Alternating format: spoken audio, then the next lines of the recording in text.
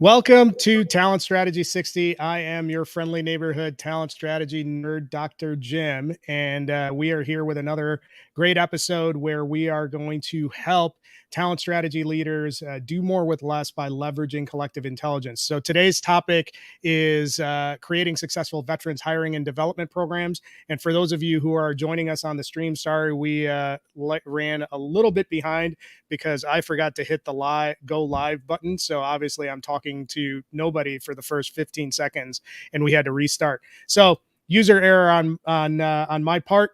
Happy to have everybody hopping on the stream. For those of you who are going to be joining us, make sure you are dropping your comments into the chat. We are planning on a highly interactive conversation and looking forward to a great discussion.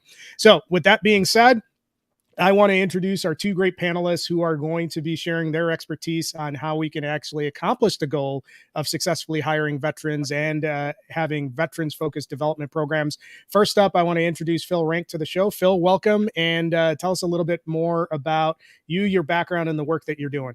Sure. Good morning to everybody out there. Thanks for being with us this morning. My name is Phil Ranck, and I live here in Alaska. So I own and operate a company, Lean Alaska, just because originality was needed in my title, apparently. So we teach and train Lean Six Sigma up here, and it's what I've been doing for years as I transitioned through the military, and where my passion lies. So I did it afterwards. But I retired a little over a year ago. So I don't like to use the term retired. I'm still in transition, still trying to figure out life after the military. So it's only been about 13, 14 months since I've been out of uniform. And there's been a lot in the transition, which I'm sure we'll unpack today. But that's who I am and what I'm doing up here. Thanks for having me. Yeah, thanks for coming on board. Looking forward to the conversation. I think it's going to be important with you being relatively recently removed from active service, and thank you for your service. I think it might be helpful for a lot of the folks that are listening in the audience to learn a little bit about really quickly about how you actually mapped out that exit and transition. So share with us a little bit about what that process looked like. Yeah, wow. So, when we're transitioning from the military, we all attend the same classes. It's like anything else in the military. There's a prescribed course for everybody to go through, whether you've been in for 4 years or 40 years. And it doesn't matter whether you've been in the infantry or logistics or military intelligence, we all go through some similar transition classes. And it's really hard to tell somebody prior to exiting the military what they need to know or what they need to hear because, we've been institutionalized for so long that we're used to one specific thing. When I made my transition, I was like most. I was a warrant officer in the Army, so I had a lot of great connections with organizations on the outside, and there were a lot of good potential offers. And I was comfortable with that. So I stayed comfortable with that. And then as transition really started to happen, those potential offers changed. The timing wasn't right, or the position wasn't available, or there was something else, and you kind of go into a little bit of panic mode. And there's the traditional resumes and how do you speak civilian and all of the other things that we're kind of taught going through. As I found myself in my own dark days of transition, questioning whether I should be retiring at all or not, I just kind of regressed a little and said, okay, if I was in an operation, if I was downrange, or if I was just doing something on a daily basis, how would I address that?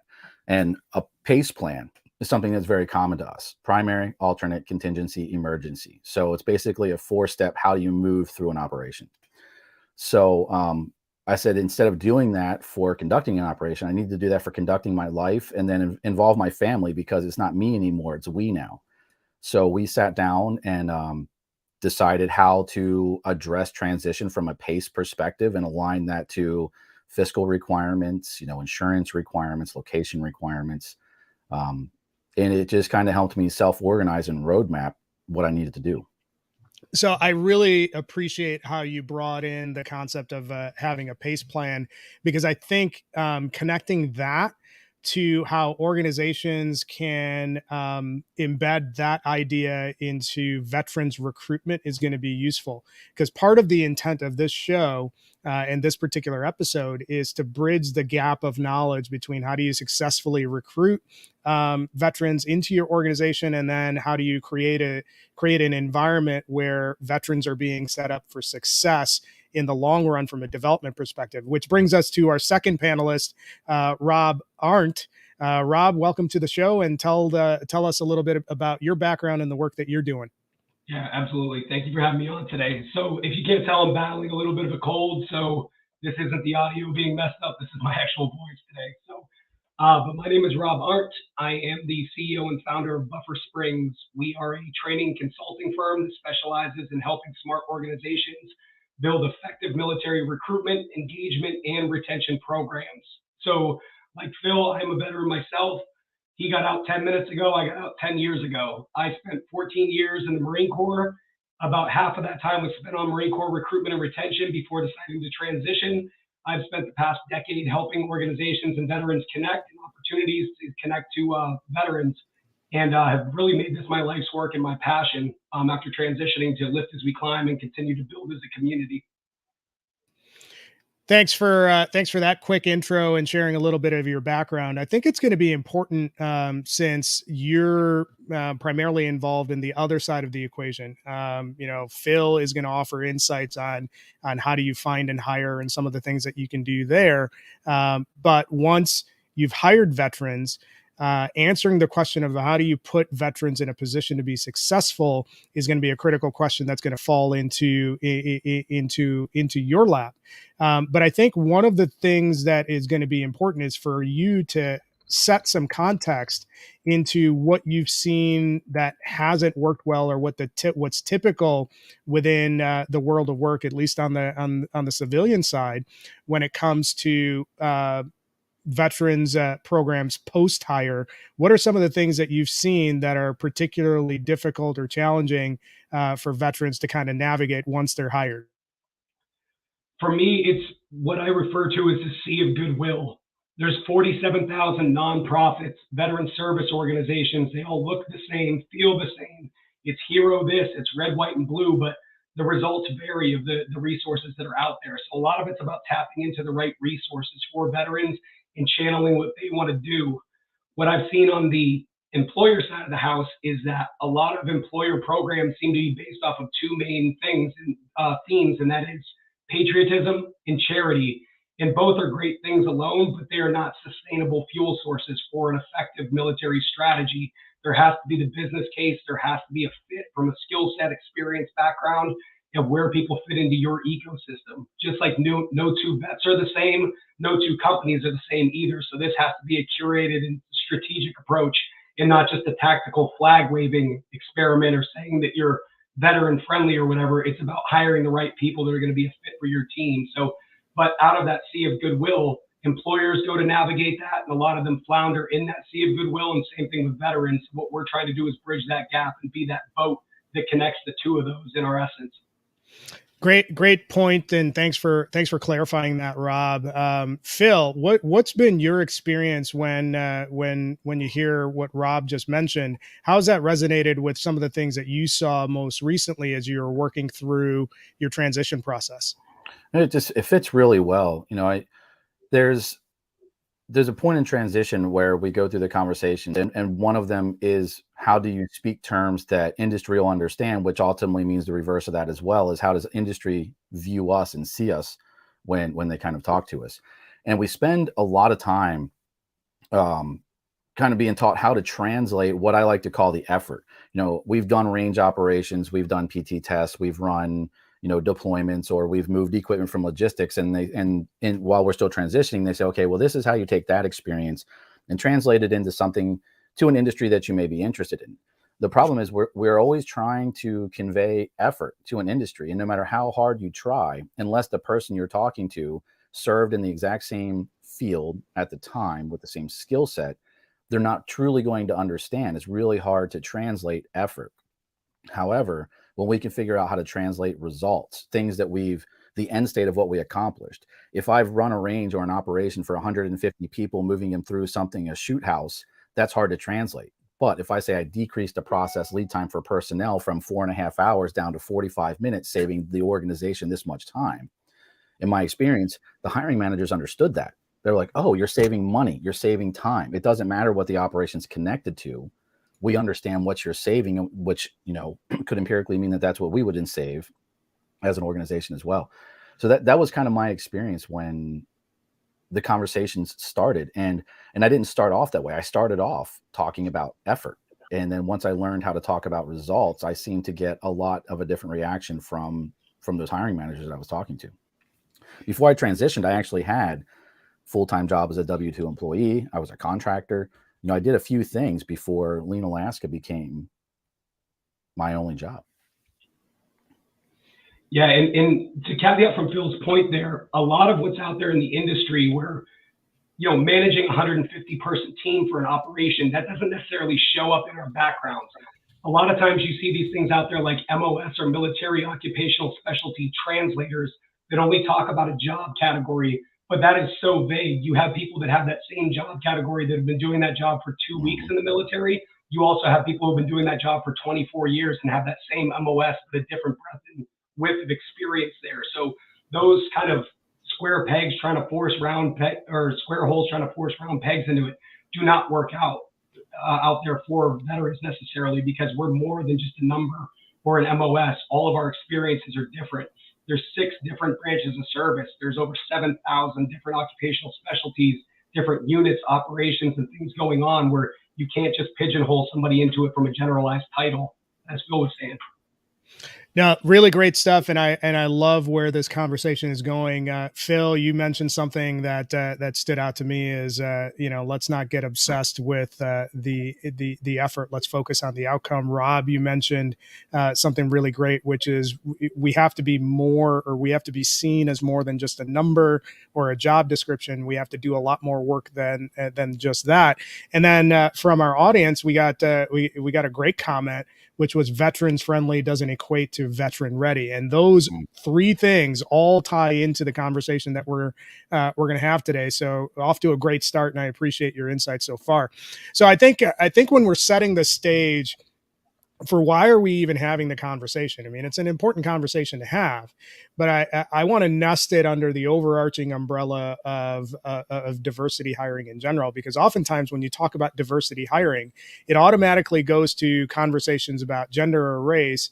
And there's so many other elements of diversity hiring that are ignored. And, my position has always been veterans hiring should be a key pillar of your overall diversity strategy in terms of how you're advancing your organization. And both Phil and Rob, you both mentioned it earlier in the conversation. You have a lot of feel good activity that's happening. Hey, we want to be supportive. We want to hire more veterans. And the fact of the matter is that just wanting to do a thing doesn't mean that you're actually doing it successfully or effectively and serving those constituencies that you're hiring.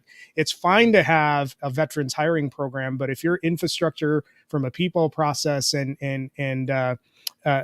from a people process and technology perspective isn't lined up to meet the specific needs of the veterans community when they come into your organization, you're not really setting yourself up, nor your hires, for success. And that's universal across any type of hiring that you're doing. You need to make sure that everything is handled intentionally.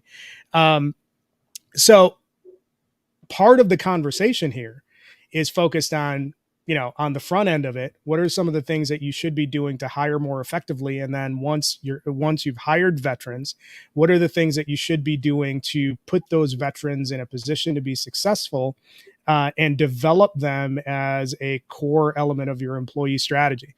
So that's what we're trying to do in this conversation. So I want to give everybody an opportunity to kind of respond and react to that. Rob, what are your thoughts about, any of the stuff that we've mentioned so far? And I know that we touched on it in the beginning, but how do you respond to just the idea that it's not enough just to want to do a thing, just to do it?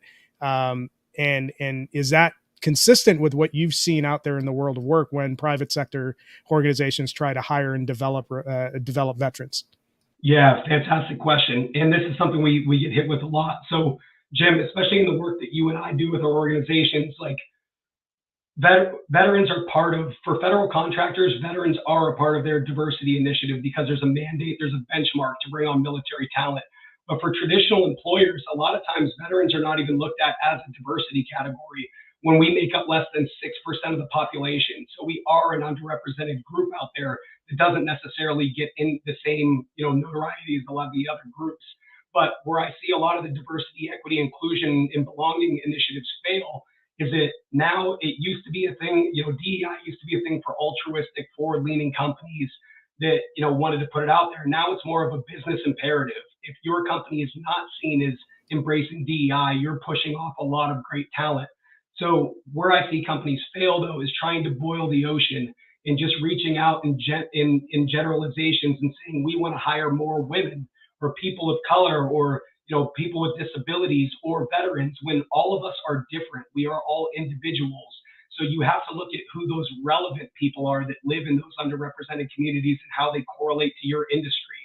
As I said, with the vast, over 7,000 different MOSs and different branches of service, all of us have different experience, but do you need Marine Corps motor transport operators? Do you need Air Force avionics technicians? You can't just wave a flag and say, we love veterans or we're veteran friendly and expect us all to come in. That's why the attrition rates are so high with military veterans in the first 24 months after we transition, because there wasn't an initial match. What we try to do at Buffer Springs is really look at the essence of the organization, the skill sets, the roles that they need, and then find relevant military members to plug into those. So think of it as like a Match.com, eHarmony. We're trying to make as many marriages and focus on retention of those employees in that workforce instead of just getting transactional relationships up front where everybody's trying to go right back out the back door. So you said a couple things there, Rob, that I think are really important to call out. One, I love how you frame this as a business imperative, because I don't know how much it's common knowledge, but when you look at the generational demographics of the workforce, it's largely made up of millennials and Generation Z. And when you look at what motivates them to join or leave organizations, 70%, maybe up to 80% of those demographics are evaluating organizations on their overall commitment to diversity as a factor in whether they're going to join or leave that organization. So that is an absolute business imperative. If you're looking to hire more people, you need to make sure that you're doing more than just the optics level of what's necessary from a diversity perspective. The other thing that you mentioned that was really interesting was, and I think this is consistent with any sort of hiring in general. It's fine if you want to just hire a bunch of people and you're okay with them walking out the door.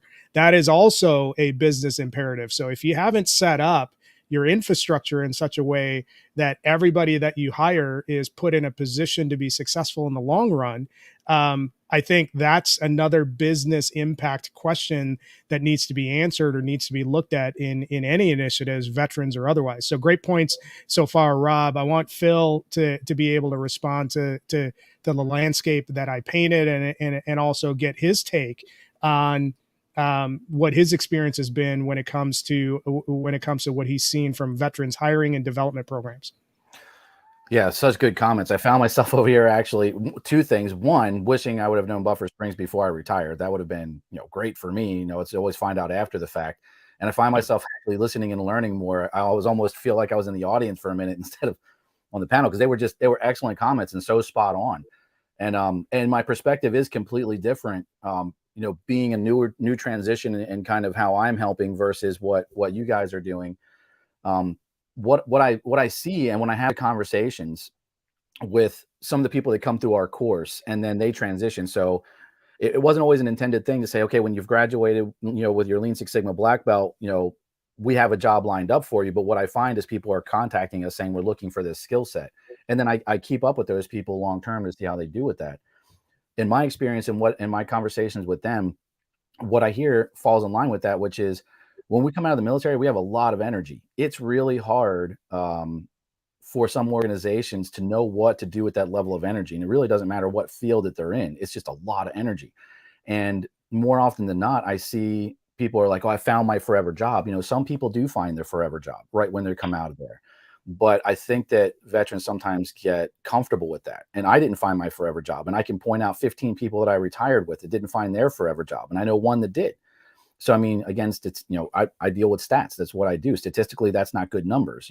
Out of 15, only one is still working in the same job from their transition. And we start to unpack that. And I've actually started to do a project, process improvement project to look at that. It's just really in its infant stages. But what I found was kind of like what one of the comments earlier, veteran friendly doesn't mean veteran ready. We spend a lot of time trying to teach veterans how to engage and interact with industry, those non-federal organizations, but there's not a lot of time for them to understand us. So when we show up, even if we know how to speak a different way, and even if we can talk in terms of results, we still bring a lot of energy to the table to an organization that is a little more comfortable with less energetic. Perfect example, one of the first conversations I had with my first boss from the job that I had when I got out, he said, "Oh man, we're really in a hurry. We need to get this done." When I hear that, there's no sleep till the mission's done. So I'm like, perfect. What do we need? We need a proposal. It's about 25 pages. Great. I'll have it to you in the morning. And it just kind of sat back and looked at me. He's like, well, I'm not going to review that by the morning. And I'm like, you said you needed it now. Like, now to me means I sit in front of my computer until it's done. He was like, well, really, we have about 2.5 weeks. I'm like, well, that's not now in my world, right? So the energy that we bring, sometimes I'm really not sure the industry's ready for. And if we don't learn how to temper that as veterans, we find ourselves looking for something else, because if we don't have matched energy, and it could be just me. If I don't have matched energy, I feel underutilized. And when I feel underutilized, I have a lack of purpose. And when I have a lack of purpose, it just streams on to everything else that veterans start to feel as we continue to be away from the military. So I mean, there's a lot there that you said, Phil, that's relevant, and I want to respond to one of the comments that came out really quickly to Armando Mejia. Hopefully, I'm pronouncing your name right, Armando. Yes, you should be able to share this link if you're in the event to anybody that you need. If not, connect with me offline, and I'll send it to you directly. But I think one of the example that you just mentioned, Phil, it's interesting. How do you define now? That sounds more along the lines of a communication issue than anything else. Like, you have to be able to define and be clear in terms of expectations. And I think that's an overall problem. It might not be necessarily veteran specific, but I think the point that you make, though, is setting the right expectations across your employee landscape is going to be critical, regardless of what sort of employee demographic you're dealing with. That actually provides a great bridge to sort of the next element of the conversation. I mean, I think when we're talking about, and we've touched on this a little bit, when you're looking at hiring programs, when you're looking at veterans development programs, what are common things that are missed? Phil, you already cited one where it's, hey, communication isn't necessarily clear. We've had people in the audience mention that, hey, just because you had XYZ position in the military, that doesn't mean it necessarily translates into something similar in the private sector. What are some of the erroneous beliefs or assumptions that exist that put veterans hiring and veterans development programs, it kind of creates a lot of obstacles in making those programs successful? Excellent question. It's wow, there's a lot to unpack there. It's really hard. One of the things that just kept kind of running through my mind as you were saying that kind of goes back to just the hiring strategy in general. And it's a conversation that I have with clients from a consultant perspective, but it's very relevant to veterans as well, where we're trying again to translate a skill, or we're trying to translate something that's over there. And think of a major organization. When somebody in like a managerial position or higher leaves in an industry, typically those industries look from within to promote from within. Somebody that's familiar with the company, they're familiar with what's going on. If my CFO leaves, I'm going to go to my finance department to find a replacement CFO. That just makes sense. And what organizations will find is they end up, almost promoting to failure, right? Just because you're good in the finance doesn't necessarily mean you're going to be a good CFO. There's a difference. And it's the same thing with us, the transition. Just because I was good at logistics in the military doesn't mean I'm going to be good at logistics for Caterpillar or good at logistics for Walmart. And one of the things I think that's missed from the veterans perspective is the research up front. We assume that because we were good at logistics here, we just have to learn how to talk to the hiring manager and that'll, get us the job. That's the first thing in our minds.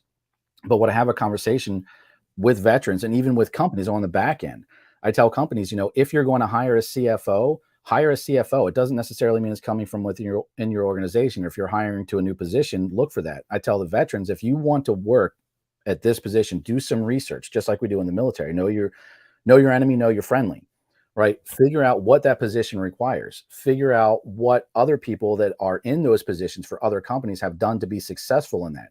Focus on that aspect of the position you're hiring to, and not only focused on how do I tell them I was a good logistician. I don't know if that fits what you're asking for, but that's what I go through more often than not, because it is part of that language bridge that we have. We spend so much time focused on the veteran aspect. As a veteran, we should be focused on what are their needs as it relates to industry and other success stories, and then bring that to the table. I think you are getting at one of the common themes that's probably going to come up throughout the conversation. You actually introduced it early on in the discussion, which was let's focus on the outcomes that all parties are trying to achieve. So, and that should be, again, an open conversation with anybody that you're looking to hire. Hey, what do you need from, what does success look like for you as a potential employee here? And then on the same side of it, internally, there should be conversations about, hey, what does this person in this role need to be able to deliver for us to be looking at this hire as a success? So I think that communication and definition part it seems to be what you're getting at.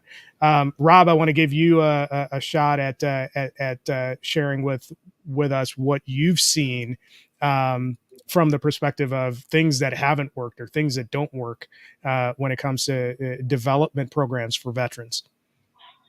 I mean, I've seen a lot of big bets placed, and CEOs stand on a pulpit and say, we're going to hire X amount of veterans, or we're going to do this, and have these big grandiose, shots that they're calling, but they don't build the infrastructure for it. And they fail to educate, empower, and equip their people who are actually going to be doing the work on the front end side of that. So a lot of times when I'm working with organizations, their hiring managers, their recruiters, their talent acquisition team, they don't necessarily understand veterans. So if you're trying to penetrate or get into a different population, you need to understand that audience to be able to resonate with them. But when they don't understand vet and they just go out there to a job fair, it turns out to be like a middle school dance scenario where everybody's on opposite sides.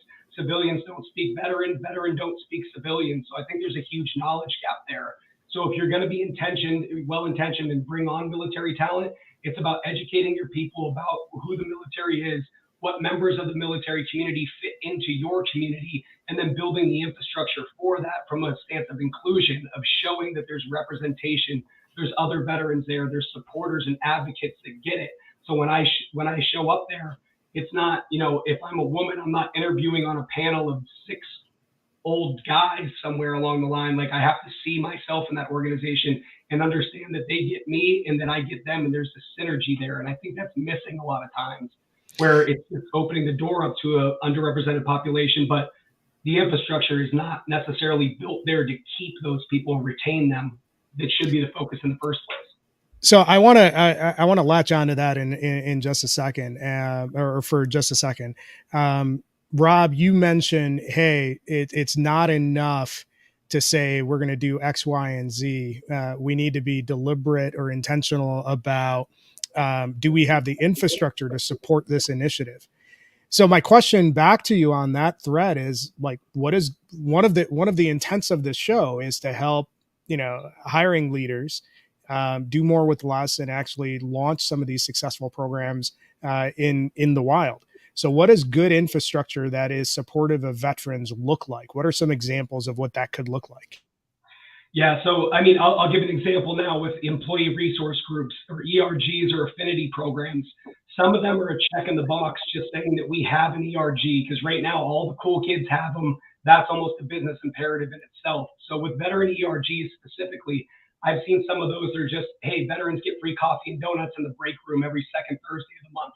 That's not an ERG. What your ERG's responsibility is to have representation from the veterans or from that subgroup that you have within your community already or within your company, being a representation there. But those have to be more of empowering that group, showing veterans where they can plug into benefits and educational benefits and their disability claims and other things out there to stay connected with that community. What that does is works dual fold. The veteran is getting what they need to have their stuff at home locked down so they can focus on doing good work for the employer, and the employer is viewed and authentically seen as taking care of their population and their people in these different individual subgroups. So now I know that you care about me, you care about my people, therefore I'm going to care about the work that I'm doing there. So that's just one example that I've seen misfires on that I think there's room for corrective action to actually make those more substantial programs at the end of the day. You know, Really, oh, go ahead, Phil. I'd love to add one thing to that, because that is absolutely true. And I had a great conversation with a friend the other day, and I think would link into that really well, where, you know, he's absolutely right. You know, when veterans know that home is okay and they know that everything else is okay, there's limitless bounds to what they'll do for an organization, you know, to make them successful. It's what's driven us for years and years and years. And I had a conversation with a friend, and he was like, you know, there's a difference. And this would be a piece of advice that I would give to industry to understand vets a little bit, you know, going a different direction. When we're in the military and we move from one unit to another, which we do frequently, every 18 months or around there, we move, not even just to another department in the organization, we move states, we move countries. You know, we have a whole new group, people that we've never met before. But when you show up on day one, you're on the team. As in the military, you are absolutely on the team 100%. There's no question of who you are and what you're willing to do for the person to your left and to your right. Yep. Industry, it would be great for them to understand that a little, because when we show up to a job after we've retired, we're not on the team the first day. We're just in the organization, and there's a big difference. And it goes back to what Rob is saying. If we understand that we are part of the team and we're well taken care of, it'll change how we react. But I think for industry as well, if they understand that, you know, for many years now, we assume that we're automatically accepted to the team, and when we show up and we're not, it confuses veterans. And I think that provides a little bit of uncertainty and instability in kind of that onboarding process, if you will, using my quotes, because I don't want to be specific to paperwork, just about, you know, kind of the incorporation of the vet to the community. We already assume we're on the team. No, that's great stuff, and I appreciate you chiming in on that, Phil. I think there's something here on the infrastructure side that probably could be applied across the entire candidate life cycle, and especially when you apply it to veterans hiring. Now, Phil, one of the things that you mentioned earlier in the show was, you know, you had to on the fly build a transition plan. Yeah. When, you know, Rob made the point about, hey, a lot of organizations fail because they want to execute on an initiative but don't have the infrastructure. So I want to tie those two things together.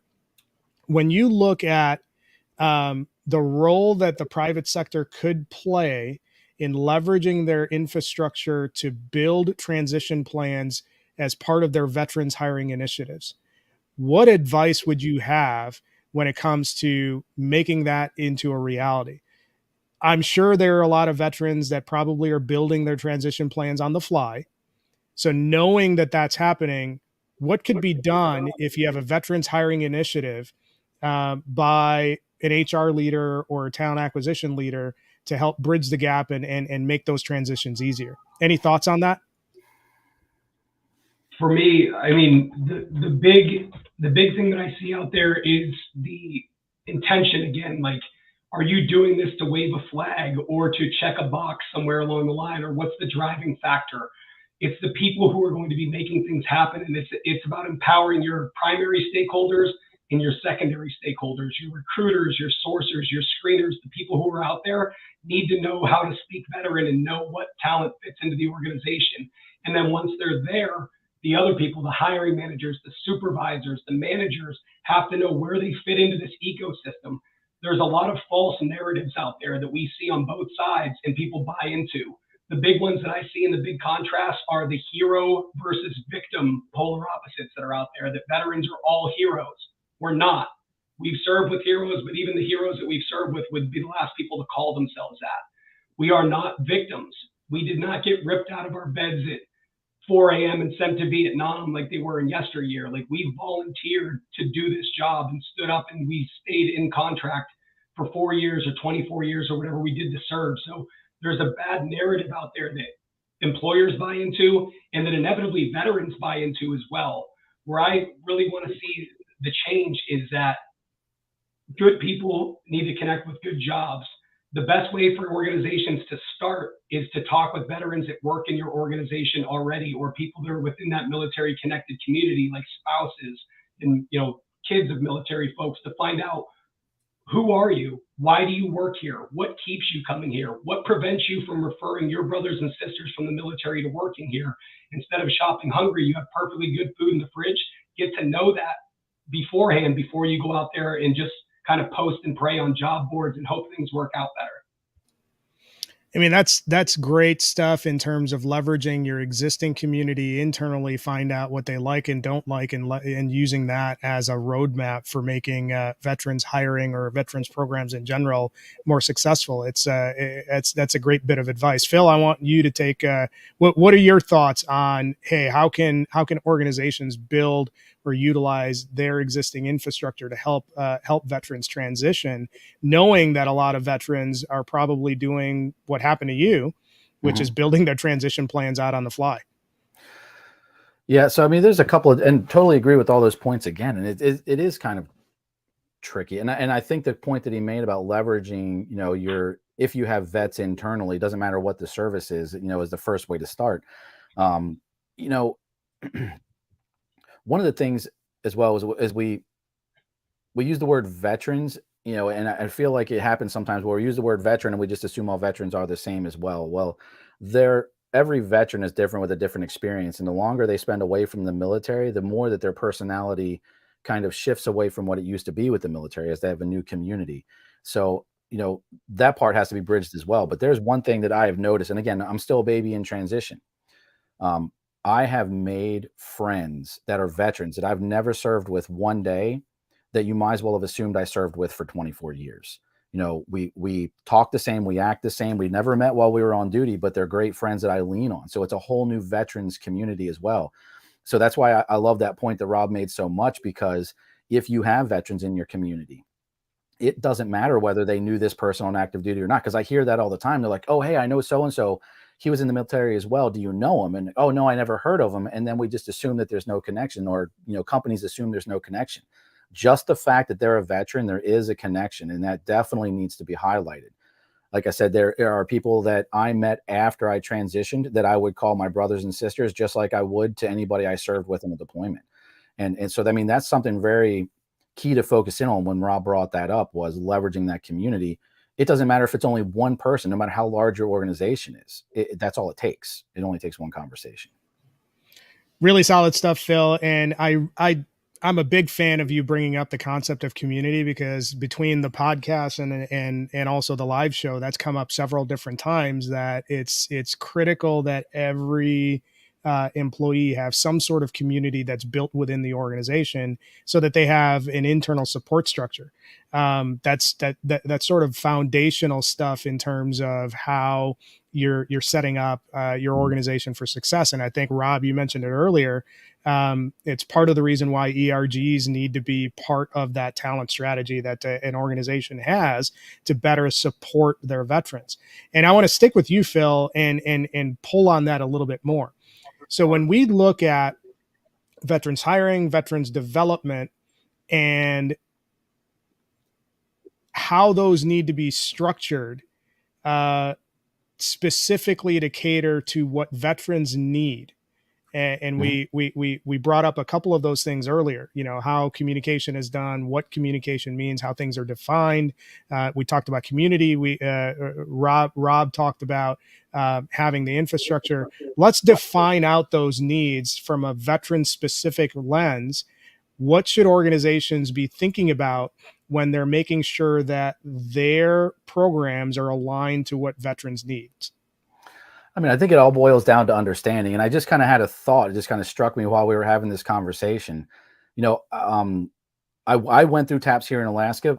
There's TAPS in every post. And, I've heard it from others as well. Sometimes during TAPS, they'll do I won't say a hiring panel, but they'll do a panel with those that are in industry. So you have an opportunity to speak with them. It's like your first introduction to them. The problem that I see with that is you're only talking to them when they're TAPS environment. TAPS is transition. It's called SFL TAP, Soldier for Life Transition to Military. So it's a program that we have to go through in transition that teaches us how to do resumes. It helps us understand what our benefits are. It helps us understand, some of them have like an entrepreneurial path. What are some keys to success to being an entrepreneur? What are some keys to success to being hired on as a federal employee, and so forth and so on. Great program. But again, it's almost too little too late. It's a great program, but you're only getting it on your way out the door, not enough time to react to what you learn, which feeds into kind of what I was saying, which also helps industry as well as vets, where if a program, and I think Rob said it was ERG, you have to forgive me on not some of the terms, but organizations that have these transition programs or these hiring the vets programs, military does a lot of work with industry. If there were a program or a time where some of these hiring managers that may not have experience with the military had an opportunity to go to a unit, either at the tactical level or the operational level or the strategic level, and observe how veterans that are pre-veteran, right, active duty, actually operate in their field and their environment as it relates to a skill set they're looking for, it'd be a very different understanding than what they would see of this person sitting in that TAPS class.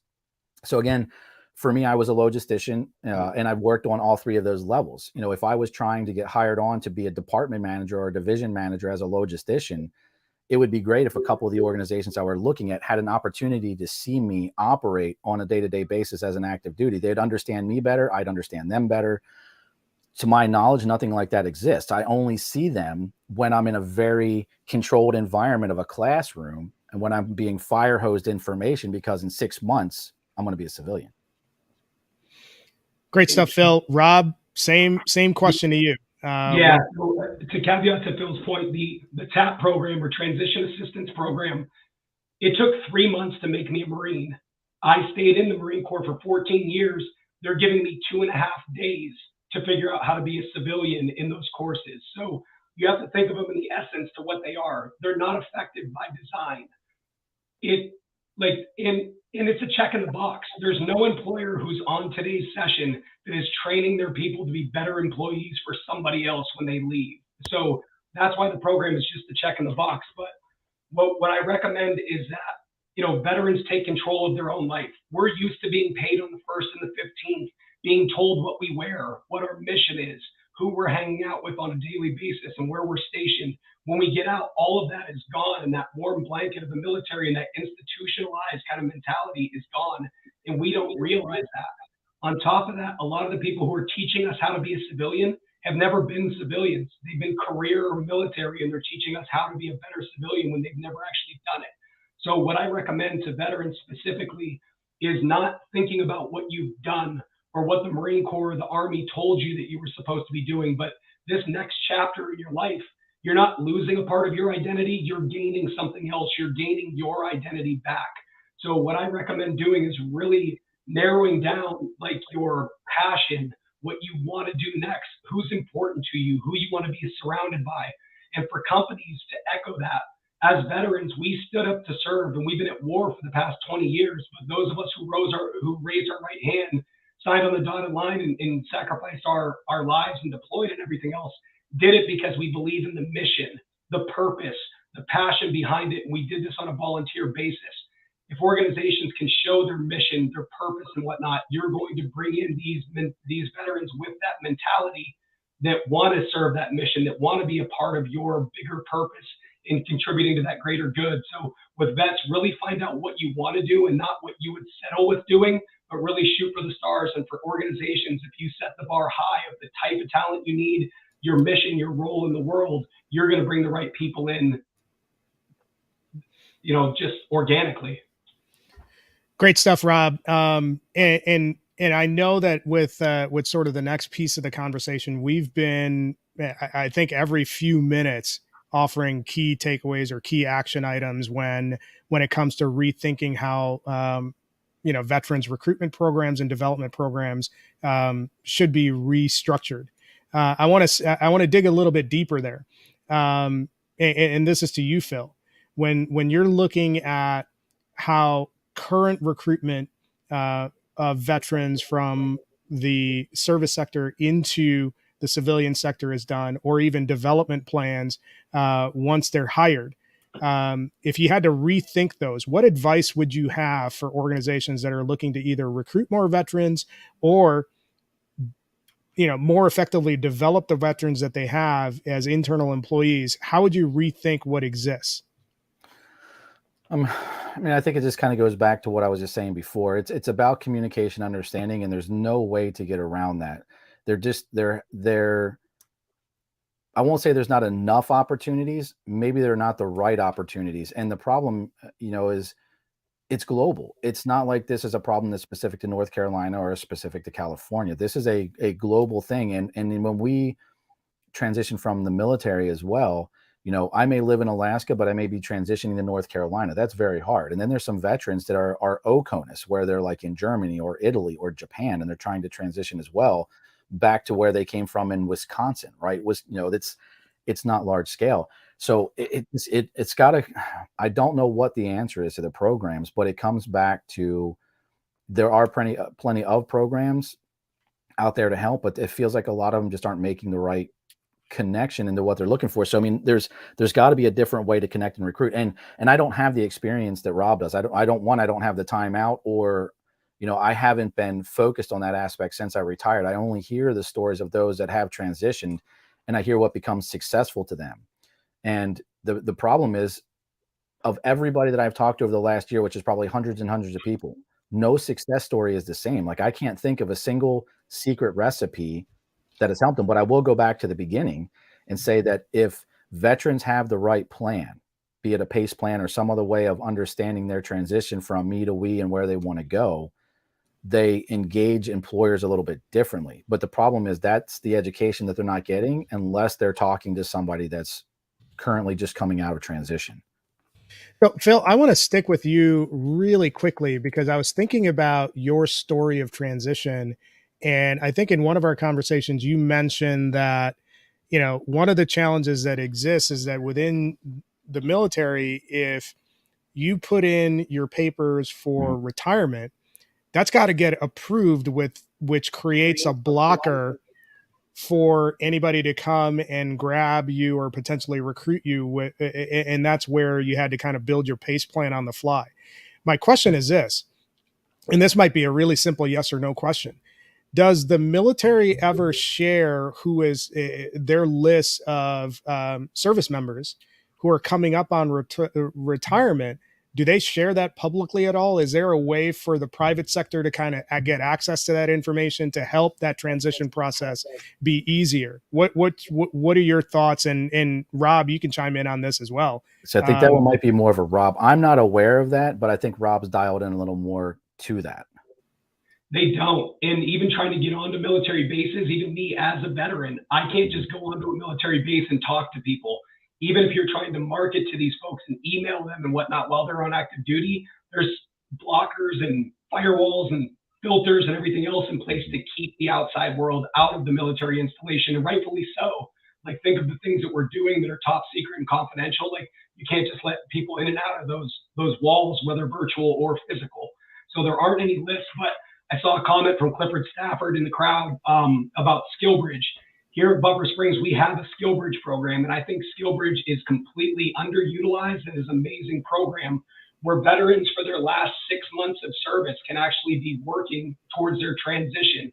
We have one here where the first 2 weeks we spend just incubating them and helping to civilianize them and help to change the mentality that you are no longer Gunnery Sergeant Arndt, you are Rob again. You can do what you want to do. Let's pick, do this choose your own adventure exercise to figure out what's next in this career path.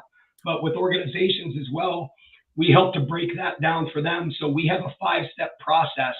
As military members, we use acronyms for a lot of things. So this one is MTBEN, MTBEN. So the M is and this is for hiring companies. The M is your mission. Why are you doing this? Why are you hiring veterans? How many are you trying to hire? What roles are they fitting into your company? The mission. Then the team of having the right people. Once you have the mission, that's the GPS destination plugged in. The team is the T, and that's who's in the car with you, who's riding shotgun, who's driving, who's actually making this happen. So it's not necessarily what anymore, it's who.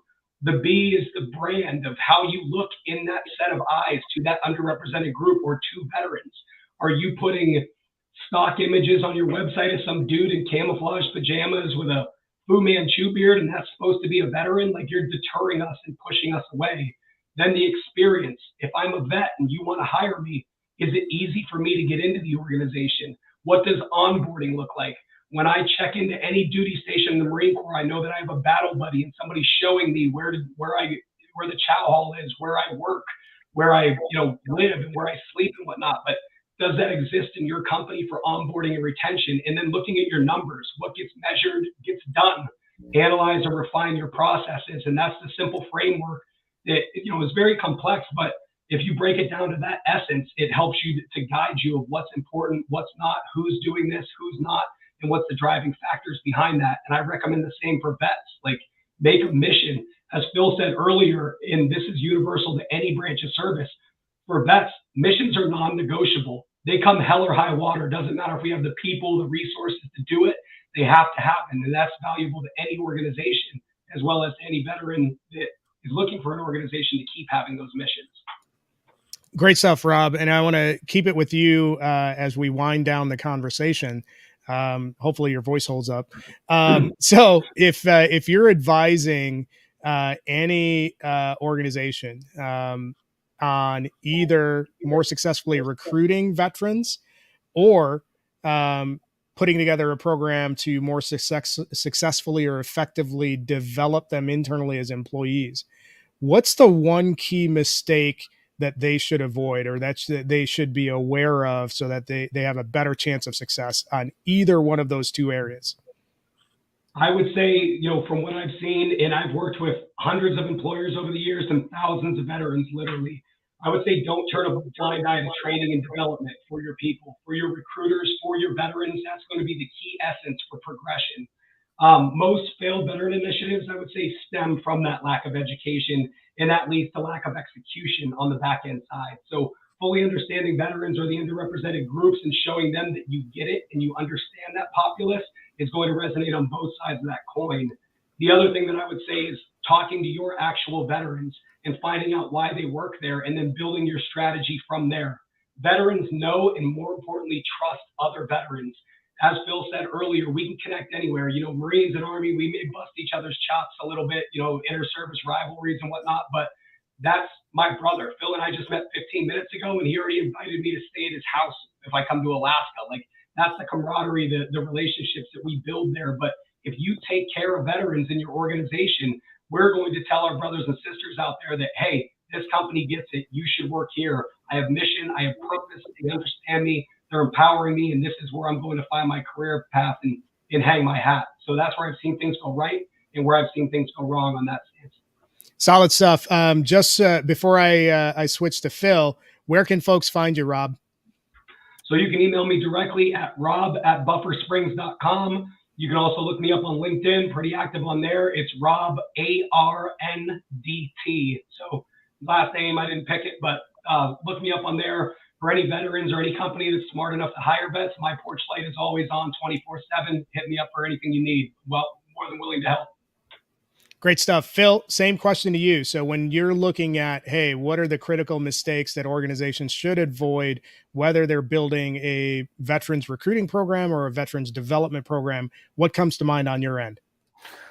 Yeah, so definitely like I said, a little bit different of perspective, because I'm still a baby at this. So I don't have a lot of experience to go off of coming out of that. However, if I kind of had to look back at it now, I think I would build on what I was saying earlier. One of the biggest mistakes, what it feels like to me currently, is understanding. It all boils down to understanding. Vets understanding the industry understanding the vets. But to kind of narrow that focus down a little more, if the industry is only trying to understand the vet and not understand where the vet came from, there's a missed connection there. And I think that kind of goes back to what I was saying.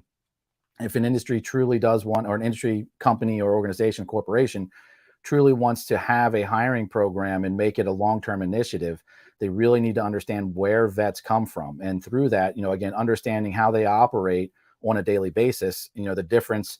I spent time at the I would say 24 years. I probably spent 20 to 21 of them at the tactical level, which means it was a very smaller level company where we were direct engagement, direct action. It was, the guys that deploy all the time. And then you have your strategic and operational levels where you're more, staff and organizing the show instead of actually, acting in the show. For industry to understand the difference in those and what their vets look like, not the specific vet, just veterans in general look like on a regular basis in their operating environment, and then understand that as part of their hiring concept. Say, okay, I know what they look like, or what this position looks like in the military, it'll help us talk to them and understand them as well as us talk back. Because we spend so much time telling veterans, understand how to speak civilian. Well, if we can help, the one big mistake we make is help industry speak a little military if they're going to have a military veterans hiring program. That's where I see the miss. Solid stuff, Phil. One additional point on that too. So if companies are open to hiring for character and training for specific skill, then you're going to win with veterans. We're not all kicking in doors, blowing stuff up and shooting machine guns. 88% of the military are in a supportive position. So everything that you have within your walls, HR, IT, talent acquisition, exists in the military, but it's called something different. Even if you're hiring from direct competitors out here in the civilian industry, you're still going to have to teach them your culture, your way of doing things, your proprietary machinery and everything else. So just think of it as a non-traditional talent pool. The military is a Fortune 1 company. We are the strongest military on the planet. We're not coming from some distant land somewhere. We're just in a different industry or a different company transitioning our skill sets and expertise over into yours, just like you would of any employee that's coming from the outside. Great stuff, Rob. Thanks for sharing. Phil, before we wind down the show, where can folks find you? Sure. Yeah. So phil@leanalaska.com is my email. I'm extremely focused on that because that's how I communicate with everybody from Alaska, right? A little further away. Dog sleds don't get here quick enough. So yeah, phil@leanalaska.com. I'm on LinkedIn. It's just Phil Ranck, nothing cryptic in there as well. But yeah, I encourage anybody to reach out, whether it's a conversation about transition, a conversation about active veterans, whatever it is. If you're looking for certifications to help make you more marketable in the process improvement world, like Lean Six Sigma or Scrum or project management, reach out. I'm very versed in credentialing assistance and how to capitalize on those benefits that you can use before you become a veteran, because all too often it's too late. Once you're out, the day after you're out of the military, there's no such thing as wait. I'll wait till I get closer to retirement. You don't do that. The day you're out, you're just Phil. You're just Rob. Doesn't matter anymore. You lose those benefits. So, anybody that wants to conversate about what benefits are there and how to kind of build a roadmap of transition to ensure that you use them before you're out, I'm happy to have that conversation as well. Awesome stuff. I appreciate both you and Rob hopping on the panel and sharing your insights. I think it's going to be a valuable conversation and something that needs to be built on going forward. For those that joined us, we may have had some live stream issues. So the goal here is for us to rebroadcast this at some point over the weekend or on Monday. So stay tuned for that. For everybody that signed up to attend and actually joined us on the stream and also dropped their comments, we appreciate your support. For anybody that wants to get in touch with anybody on the panel, feel free to message me directly on LinkedIn or connect with me, and I can facilitate an intro.